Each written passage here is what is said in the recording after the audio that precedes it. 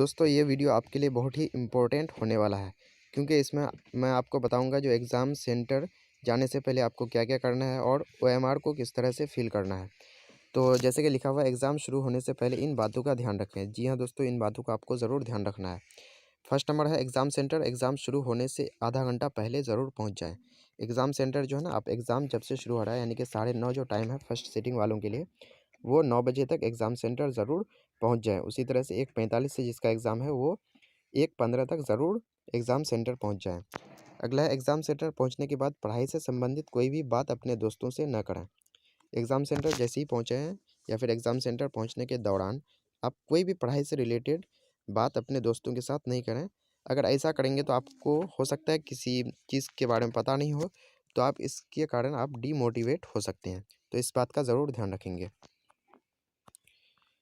अगला पॉइंट है exam centre junk food खाकर न जाएँ, यानी कि कोई भी ऐसा भोजन न करें जिससे आपको नुकसान हो, यानी कि आपका पेट खराब हो सकता है। तो ऐसा कोई भी खाना ना खाएँ, यानी कि जंक फूड बिल्कुल भी नहीं लेना है, आपको हेल्दी फूड ही लेना है।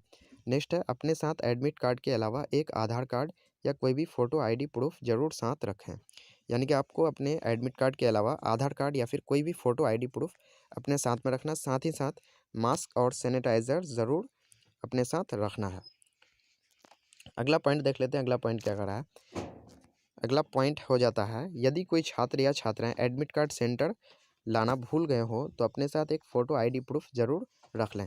यानी कि अगर कोई एडमिट कार्ड भूल गए हो, घर में भूल गए हो या फिर घर बहुत दूर है सेंटर से, तो आप अपने साथ एक फ़ोटो आईडी प्रूफ यानी आधार कार्ड या पैन कार्ड रख सकते हैं। आपको कोई भी किसी भी तरह का प्रॉब्लम नहीं आने वाला है। नेक्स्ट, यदि एडमिट कार्ड में किसी भी प्रकार की गलती हो तो आप अपने साथ एक फ़ोटो आईडी प्रूफ ज़रूर रख लें। यानी कोई भी प्रकार की अगर गलती है एडमिट कार्ड में तो आप फ़ोटो आईडी प्रूफ रख लें, उसी से आपका वेरिफिकेशन हो जाएगा।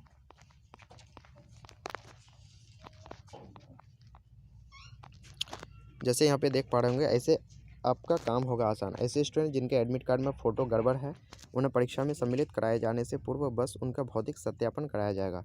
इसके लिए बस स्टूडेंट को कुछ प्रमाण पत्र दस्तावेजों में से किसी एक को रखना होगा। अगर ओरिजिनल नहीं ले जाना चाहते हैं तो फ़ोटोकॉपी भी चल जाएगी, बशर्ते उसे किसी राजपत्रित पदाधिकारी से प्रमाणित कराया गया हो। इसे केंद्राधीक्षक के सामने देना अनिवार्य होगा। यानी कि आपको इन आईडी में से कोई भी एक आईडी यहाँ पे हो जाएगा। नेक्स्ट है, जैसे आप लोग ये सब जानते हैं, जो अपने साथ ब्लू या ब्लैक बॉल पॉइंट का ही को ही लेकर के जाएं, क्योंकि इसी का यूज़ उसमें ओएमआर शीट में करना पड़ता है। और इस बार आप लोगों को ठंड को देखते हुए आप लोगों को जूता मोजा पहन कर के जाने का छूट दे दिया गया, यानी कि बोर्ड की तरफ से जूता मोजा पहन के जाने की छूट है। अब मेन टॉपिक आता है, जो एग्ज़ाम के समय किन बातों का ध्यान रखें, एग्ज़ाम देते समय किन बातों का ध्यान रखें, तो इसको आप बहुत ही ध्यान से ज़रूर देखेंगे। पहला है, सबसे पहले ओएमआर में अपने डिटेल्स को ध्यानपूर्वक और शांत होकर भरें। यानी कि ओएमआर में अपने डिटेल्स को भरते समय बिल्कुल ध्यान से और शांत होकर के भरें। इसमें कोई भी हड़बड़ी बिल्कुल भी न करें, यानी कि कोई भी हड़बड़ी इसमें करना नहीं है। अगला है, ओएमआर शीट में यदि कोई चीज़ समझ में न आए तो अपने इनविजिलेटर से संपर्क करें। अगर ओएमआर शीट में कोई भी ऐसी चीज़ है जो आपको समझ में नहीं आ रहा हो, तो आप के रूम में एक इनविजिलेटर होगा, उसी से आप संपर्क कर सकते हैं।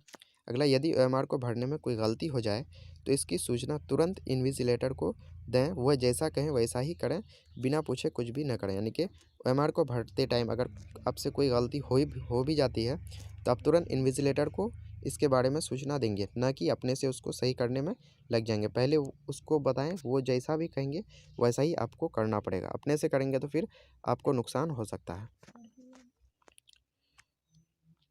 अगला क्या कह रहा है, कह रहा है ओएमआर को नहीं मोड़ा, यानी कि ओएमआर को मोड़ना भी नहीं है और उसमें अपने डिटेल्स के अलावा इधर उधर कुछ भी लिखना नहीं है। ओएमआर में पेंसिल बिल्कुल भी नहीं चलाना है। नेक्स्ट है, अगला काफ़ी इंपॉर्टेंट है, बोल रहा है 5 या 10 ऑब्जेक्टिव को सॉल्व करने के बाद आप अपने ओएमआर शीट में ज़रूर भर दें। यानी कि 5 या 10 ऑब्जेक्टिव को सॉल्व करने के बाद आप ओएमआर को गोल कर दें, यानी कि उन सभी का आंसर आप जो भी आंसर होगा उसको अच्छी तरह से भर दें। काफ़ी इंपॉर्टेंट है ये बात। आप सभी ऑब्जेक्टिव को सॉल्व करने के बाद ओएमआर भरने की गलती बिल्कुल भी न करें। यानी कि कोई ऐसा भी होता है जो पूरा ऑब्जेक्टिव सॉल्व कर लेगा, उसी बाद ओएमआर भरेगा। तो ऐसे में क्या होता है, आपको टाइम 1.5 घंटा का ही दिया जाएगा, 1.5 घंटा के बाद आपसे ओएमआर ले लिया जाएगा। तो ऐसे में उसका जानते हुए भी बहुत सारा भरना छूट जाता है। तो ऐसी गलती आप नहीं करेंगे।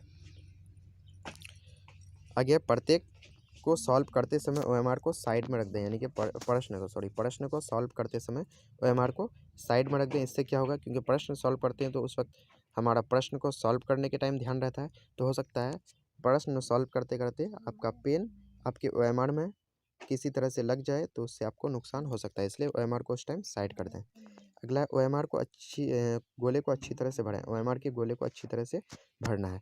इस बात का ज़रूर ध्यान रखें कि ओएमआर शीट आपसे 1.5 घंटे के बाद ले लिया जाएगा, यानी कि ओएमआर शीट आपसे 1.5 घंटे के बाद ही ले लिया जाएगा, आपको पूरे टाइम तक रखने के लिए नहीं दिया जाएगा। तो इसलिए आप जो है ना, पहले ऑब्जेक्टिव क्वेश्चंस का आंसर अपने समय से पहले दे करके गोले को भर दें। जैसे कि आप यहाँ पे देख पा रहे हैं, यहाँ पे लिखा हुआ है पहला पाली जो है, प्रथम पाली में जैसे कि 70 नंबर का सब्जेक्टिव और 30 नंबर का प्रैक्टिकल है, यानी कि 70 नंबर का थ्योरी पार्ट है, 30 नंबर का प्रैक्टिकल है। तो परीक्षा आरंभ होने की तिथि है आरंभ होगी, उसका टाइम है 9:30 बजे, और ओएमआर शीट वापस लेने का समय है 11 बजे, यानी कि आपसे 1.5 घंटे के बाद ले लिया जाएगा। उसी तरह से द्वितीय पालिका भी है, 3:15 में आपसे ओएमआर ले लिया जाएगा। अगला पॉइंट है, आंसर शीट में बॉर्डर बना दें ताकि एग्जामिनर को मार्किंग करने में आसानी हो, यानी कि दोनों तरफ आंसर शीट में इस टाइप से बॉर्डर बना दें ताकि एग्जामिनर को मार्किंग करने में क्या हो जाए, आसानी हो जाए। आगे, यदि किसी सब्जेक्टिव क्वेश्चंस का आंसर नहीं आए तो उसके लिए जगह ना छोड़ें, यानी कि अगर कोई मान लेते हैं मेरा 18 नंबर सब्जेक्टिव क्वेश्चंस का आंसर हमको नहीं आ रहा है, तो 18 नंबर के लिए जगह नहीं छोड़ेंगे, 18 नंबर को बाद में बनाएंगे और 18 नंबर दे करके, नंबर देना इंपॉर्टेंट है, जगह छोड़ना नहीं। तो इसलिए आप उसके लिए जगह नहीं छोड़ेंगे, बाद में अगर वो क्वेश्चन आएगा तो उसका नंबर दे करके उसको बना देंगे। आगे, आप जिस भी सब्जेक्टिव क्वेश्चंस का आंसर लिख रहे हो उस प्रश्न का नंबर ज़रूर लिखें, यानी कि उसका नंबर उससे पहले ज़रूर लिखें।